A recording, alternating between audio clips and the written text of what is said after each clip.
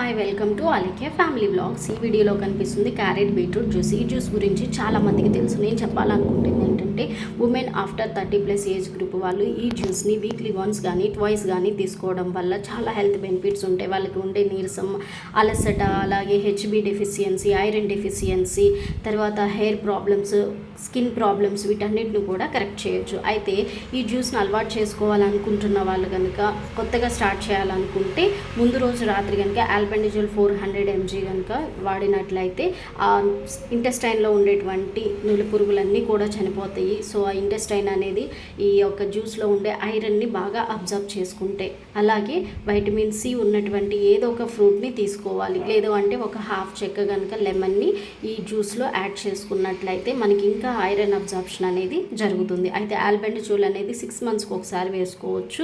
So ఇంట్లో ఉన్న family members అందరూ కూడా 6 monthsకి ఒకసారి కనుక ఆల్బెండజోల్ వేసుకున్నట్లయితే పొట్టలో ఉన్న నులి పురుగులు చనిపోతాయి. సో దట్ మనం ఏ ఫుడ్ తీసుకున్నా అందులో ఉన్న న్యూట్రియంట్స్ అనేవి మనం